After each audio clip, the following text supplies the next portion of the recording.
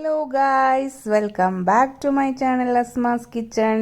ഇന്ന് ഞാൻ മാത്രമേ ഉള്ളൂ, ശതമോളില്ല. അപ്പം അതുകൊണ്ട് തന്നെ ഇൻട്രോ ചെയ്തിട്ടില്ല. ഞാനും ചാച്ചയും കൂടിയിട്ട് ഇങ്ങനെ വെറുതെ ഒന്ന് കറങ്ങാൻ വേണ്ടിയിട്ട് മിനിഞ്ഞാന്ന് ഇറങ്ങിയതാണ്. കറങ്ങാന്ന് വെച്ചാൽ ബൈക്കിലൊന്ന് വെറുതെ ഒന്ന് പോയതാണ്. അപ്പം മൂപ്പര് നേരെ റോട്ടിലൂടെ പോയിട്ട് അങ്ങനെ ഹാർബറിലേക്ക് വിട്ടു. അപ്പോൾ ഹാർബറിൻ്റെ ഉള്ളിലേക്ക് കയറുന്ന സമയത്ത് എനിക്ക് വീഡിയോ എടുക്കാൻ ഓർമ്മ ഉണ്ടായി. തിരിച്ചിറങ്ങുമ്പോൾ ഇതൊക്കെ കണ്ടപ്പോൾ ഒന്ന് നിങ്ങളെ ഒന്ന് കാണിക്കാൻ വിചാരിച്ചു. എന്താണ് അവിടെ ഉള്ളത് എന്നുള്ളത് ഞാൻ പറഞ്ഞുതരാം. ഇതാ നമ്മളിപ്പോൾ ഹാർബറിൻ്റെ ആ ഒരു ചുറ്റുഭാഗത്തായിട്ട് ഇങ്ങനെ ഒന്ന് റൗണ്ട് ചെയ്തിട്ട് തിരിച്ച് വരികയാണ്. അപ്പം അങ്ങനെ വരുന്ന സമയത്ത് നല്ലൊരു ക്ലൈമറ്റ്, അതായത് മഴക്കാറ് വരുന്ന പോലെയുണ്ട്, എന്നാലോ വെയിൽ ഉള്ളതുമായിട്ടുള്ള അങ്ങനെയൊരു കാലാവസ്ഥയായിട്ടുള്ള സമയത്താണ് ഞങ്ങളിങ്ങനെ വണ്ടിയിൽ വെറുതെ ഒന്ന് പുറത്ത് പോയത്. വേറൊരു ആവശ്യത്തിന് വേണ്ടി ഇറങ്ങിയതായിരുന്നു. അപ്പോൾ ഇത് ഹാർബറിലേക്കുള്ള എൻട്രൻസ് ഭാഗമാണ്. ഞാനിപ്പോൾ തിരിച്ച് ഇറങ്ങുകയാണ്. അപ്പോൾ ഇവിടെ ഇങ്ങനെ ഗവൺമെൻറ്റിൻ്റെ ഈ ഫ്ലഡായിട്ട് പ്രളയ സമയത്ത് വീട് നഷ്ടപ്പെട്ടവർക്ക് വേണ്ടിയിട്ട് അവിടെ 100-200ഓളം വീടുകളുണ്ട് എന്നാണ് ഇക്ക പറഞ്ഞത്. 200 ഞാൻ തോന്നുന്നുണ്ട്, കണക്കിലെന്തെങ്കിലും തെറ്റിയാൽ ക്ഷമിക്കുക. കുറേ വീടുകൾ അവിടെ കാണുന്നുണ്ട്. നല്ല ഭംഗിയിൽ അടുത്തടുത്തായിട്ട് കുറേ വീടുകൾ അതിൻ്റെ ഉള്ളിലേക്ക് വരുന്നുണ്ട് അത്ര. അതൊക്കെ ഈ കടലോര മേഖലയിലുള്ള ആൾക്കാർക്ക് വേണ്ടിയിട്ടുള്ളതാണെന്നാണ് പറയുന്നത്.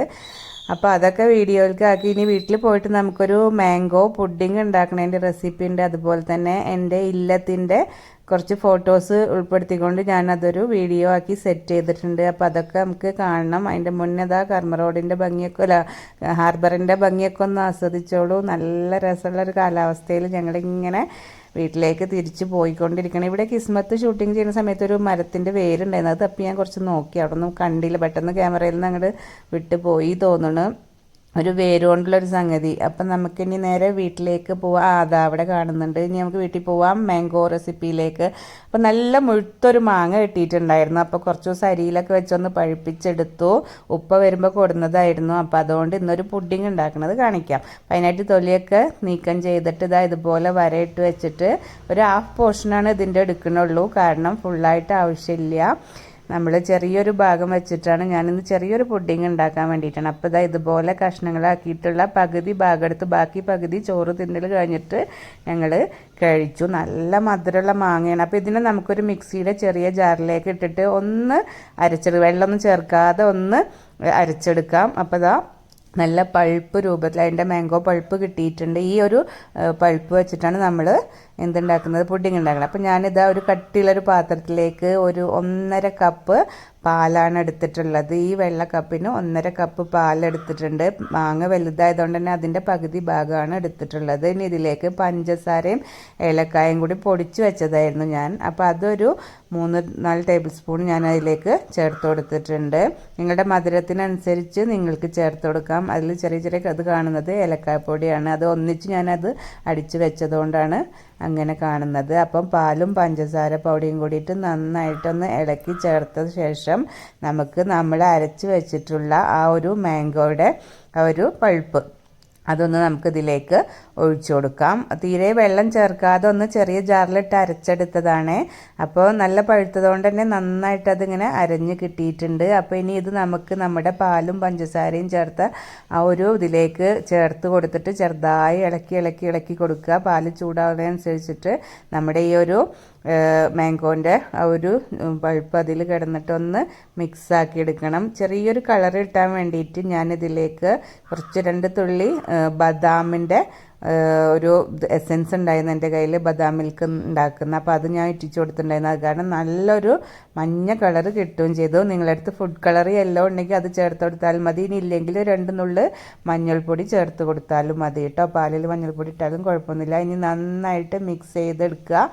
എന്നിട്ട് ഇളക്കി യോജിപ്പിച്ച് കൊടുത്ത് ചെറുതായിട്ടൊന്നിങ്ങനെ ഇതായി വരുന്ന സമയത്ത് നമുക്കൊരു 2 ടേബിൾ സ്പൂൺ കോൺഫ്ലോറും കൂടി ചേർത്ത് കൊടുക്കാം. അതൊന്നും കൂടി തിക്കായി കിട്ടാൻ വേണ്ടിയിട്ടാണ്. അപ്പോൾ പാല്, പഞ്ചസാര, മാങ്ങ പൾപ്പ്, അതുപോലെ തന്നെ ഈ ഒരു കോൺഫ്ലോർ, ഇത്രയാണ് നമ്മൾ ഇതിലേക്ക് ചേർത്ത് കൊടുക്കുന്നത്. ഇതിനി നന്നായി ഇളക്കി മിക്സ് ചെയ്ത് കഴിഞ്ഞാൽ നല്ലതായിട്ട് അതൊന്ന് കുറുകി വരും. ആ കുറുകി വരുന്ന സമയത്ത് മേലെ ഇങ്ങനെ ബബിൾസ് രൂപത്തിൽ ഇങ്ങനെ വരുന്ന വരെ നമ്മൾ ചെറിയ തീയിൽ വെച്ചിട്ട് ഇങ്ങനെ ഇളക്കി ഇളക്കി യോജിപ്പിച്ച് ആ മാങ്ങയും പാലും കൂടി ഒന്ന് വെന്ത് കിട്ടണം.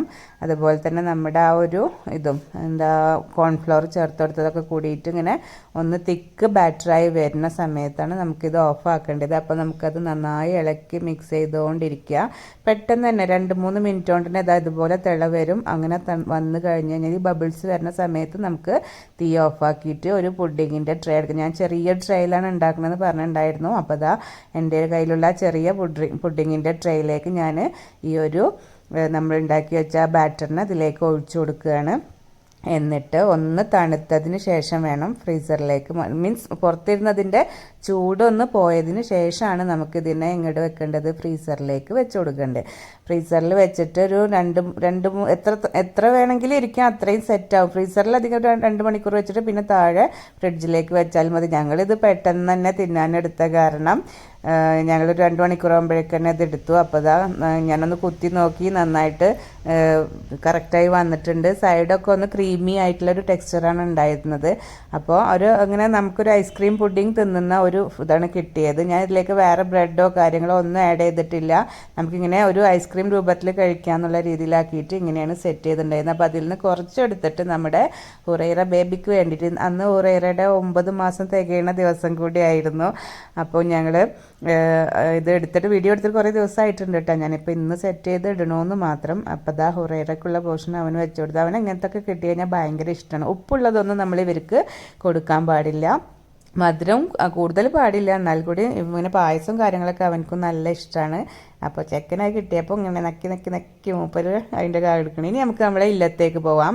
ഇതാണ് എൻ്റെ ഉപ്പായുടെ തറവാട് എന്ന് പറയും. ഇപ്പോൾ ഈ സ്ഥലത്ത് ഇതില്ല, ഇത് ഫ്രണ്ട് വ്യൂ ആണ്. ഇങ്ങനെ പോയി കഴിഞ്ഞാൽ നമുക്കിതാ നേരെ ഹാളിലേക്ക്, അതായത് പടാപ്പുറം കോലായി, ഇത് കോലായാണ്. കോലായിലത്തെ ഈ വാതിൽ തുറന്നു കഴിഞ്ഞാൽ നമ്മൾ അകത്തേക്ക് കിടക്കുക. അപ്പോൾ പിന്നെ കോലായി കഴിഞ്ഞ് ഈ വാതിൽ തുറന്നതാ പടാപ്പുറം എന്ന് പറയുന്ന ഭാഗമാണിത്. 2 തിണ്ണകളോട് കൂടിയ ഭാഗമാണിത്. ഇവിടെ ഫംഗ്ഷനൊക്കെ നടക്കുമ്പോൾ ഫുഡൊക്കെ കഴിക്കാനും പിന്നെ മൗലൂദ് കാര്യങ്ങളൊക്കെ ഉണ്ടാകുമ്പോൾ എല്ലാവരും അവിടെ ഇരുന്നിട്ട് ചെയ്യും. ഈ കാണുന്നത് ചാടിയല എന്ന് പറയുന്നത് വേറൊരു സെക്ഷനാണ്. ആ മരത്തിൻ്റെ പലകയാണ്. അത് തുറന്ന് വെച്ചിട്ട് പുറത്തേക്കൊക്കെ പെണ്ണുങ്ങൾ നോക്കിയിരിക്കുകയൊക്കെ ചെയ്യുമായിരുന്നു. ഈ പടാപ്പുറം കഴിഞ്ഞ് നമ്മൾ ഹാളിലേക്ക് കയറുന്ന വഴിയാണത്. അവിടുന്ന് ഹാളിലേക്ക് കടന്നു കഴിഞ്ഞാൽ നടുമുറ്റാണുള്ളത്.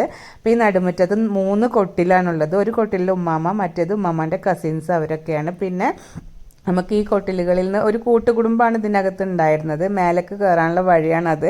മേലെ ഉമ്മാമ്മയുടെ ബ്രദറും ഫാമിലിയാണ് ഉണ്ടായിരുന്നത്.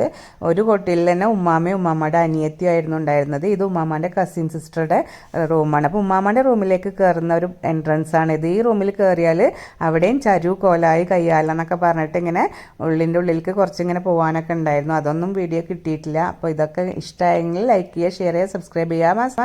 നല്ലൊരു വീഡിയോ ആയിട്ട് കാണുന്നവരേക്കും അസ്സലാമ, ബൈ ബൈ.